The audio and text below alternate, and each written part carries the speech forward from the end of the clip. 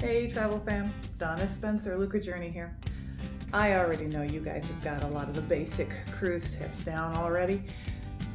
Pack light, arrive early, don't forget the sunscreen unless you really want to spend a small fortune for the stuff on the boat. So I thought maybe we'd talk about some of the less obvious ones. You know, some of the tips that you didn't realize were things until you made the mistake of missing them the first couple times. So go ahead and grab yourself your floaty drink or a hot chocolate, depending on where you are, and let's talk some real world cruise wisdom. First things first, don't roll the dice on embarkation day. Flights get delayed, luggage gets lost, and cruise ships don't wait. Arriving a day early gives you time to relax, explore the port city, and start your vacation without stress. Research your ports. If it's your first time in a port, do a little homework. Find out what's nearby, what's worth skipping, and what to watch for. There are tons of videos online, especially mine, that tell you what actually matters and not just how many cocktails someone had. 3. Bring a light jacket or shawl. Even in the Caribbean, ocean breezes and AC can turn dinner into a deep freeze. A light layer will save you from shivering through dessert. Here's where it gets interesting. Once you're on board, these little things do make a big difference.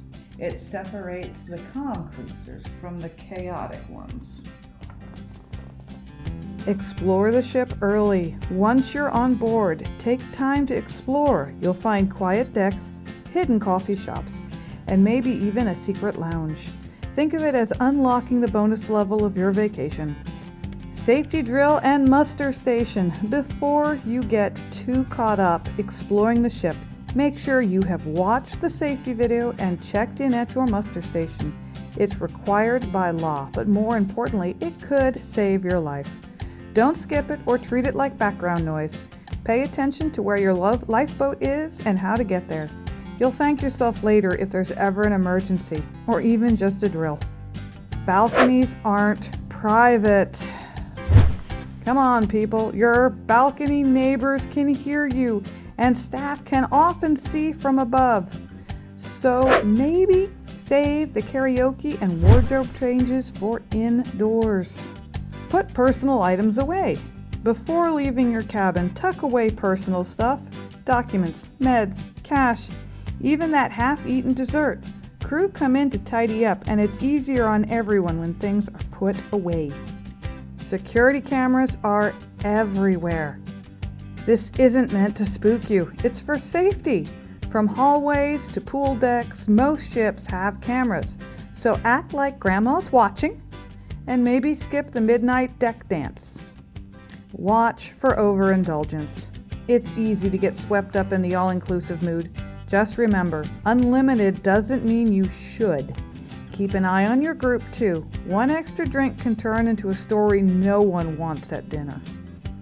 And speaking of dinner, know your menu options. If you're diabetic, vegetarian, or have allergies, just ask. The cruise kitchens are flexible, and if you can't decide between steak and salmon, go for both.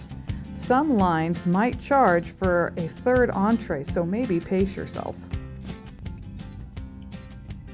I once thought I could handle 3 entrees and still make it to the evening show. Let's just say I watched that show from my cabin. Watch your account. Most cruise lines have an app or cabin TV that tracks your onboard spending. Check it every day. Most of the accounts refresh at midnight. It's much easier to find a mistake now than after you've already disembarked. Avoid the elevators during embarkation and debarkation. Those elevators, pure chaos during boarding and departure. If you can, take the stairs for the first and last hours. It's faster and earns you another dessert. On a side note, avoid the central elevators for the entire day during embarkation. Those elevators are being used to shuttle people's luggage. Okay, vacation's winding down. It's inevitable and upsetting, but it's happening. But before you step off that ship, there are a couple things you can do that will make de-embarkation day just a little less stressful. When it's time to leave, skip the buffet stampede and enjoy a calm sit-down breakfast instead.